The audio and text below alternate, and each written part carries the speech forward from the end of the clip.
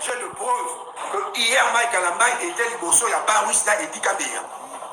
Coucou, cher internaute, cher Maintenant, quand on a continué dans l'hôtel Place Nazo Vanda, il y a un ami qui m'a appelé parce qu'il fallait remettre le mamoko. À Beninga, c'était vers 22h pour me dire qu'Alvin, dans un liboso église à Pasteur Walesa. Alors, je suis allé le rejoindre, c'était vers 22h. Il m'a remis ce qu'il devait me remettre.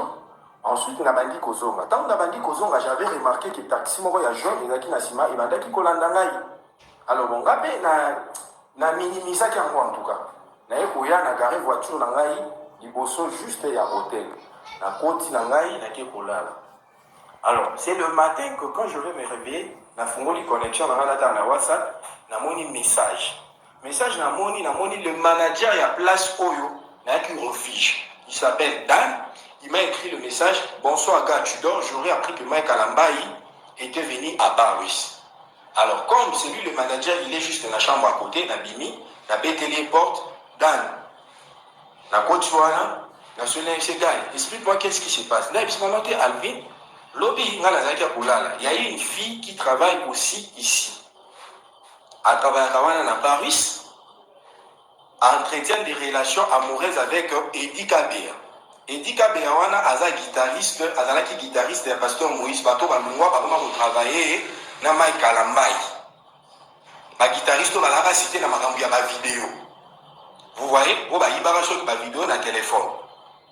Ndé abisinga ko la fille m'a appelé pour me dire que papa ya na baza libanda.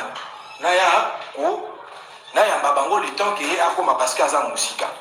Alors, téléphone nge bandaki ko sonner na zo ya mbate. De tango na tongo tout le monde est dans la fille de soi quand devait tirer les solo oui manager na bande ko benga yo oui na otine de la vidéo au monde tout ce qui s'est passé na on la chaîne dans quelques minutes.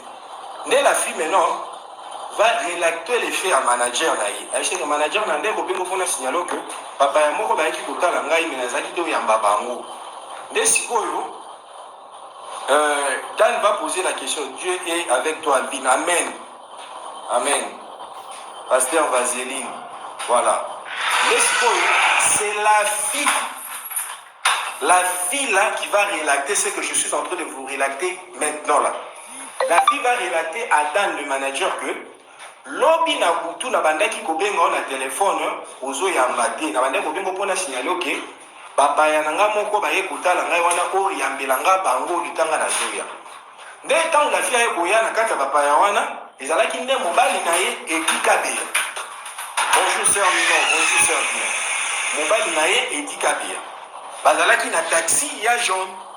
Ba vitre zalaki fumée. Tant que fianga koti na kata taxi atala boy hormis Edi Kabea, à côté d'Edi Kabea, il y avait Mike Alambai. Il y avait Mike Alambai. Nde la fille a kamoué. Alors, oh, Mike Alambai, aux âges vivants, dans la canisse qui au koufi parce que tout le monde a dit par photo, n'a eu pas publié qui n'a place publique. Nde Mike a seki. Quand bah si si au sol, Mike a seki, aux âges qui toquent quoi, n'a comme on a eu mon colomoussous. Nde Edi a vu $10 à Pessi. La fille wana, n'a évité wana des bakati n'a pas ça me concerne pas. N'est-ce qu'on attend dans la zone de solo que Alvin, hier Mike Alamba était ici. Quand on a mon message, moi je dis Mike Alamba était ici. N'a eu téléphone en aïe, la bengi dit. Quand on a bengi dit, je tout enregistré dans le ça nous enregistrement. La bengi dit, Yaya, qu'est-ce qui se passe? On m'a appris que l'objet vous avez un beau marché. Il y a un beau marché, il y a un beau marché. Il y a un beau marché. Alors, quand on a vu mais nous sommes préparés pour évacuer, nous sommes au courant. Nous sommes préparés pour évacuer, nous sommes au courant. Mais si vous êtes en train de préparer quelque chose contre moi, sachez-le bien. Et ici, na Sirisi, na Kati.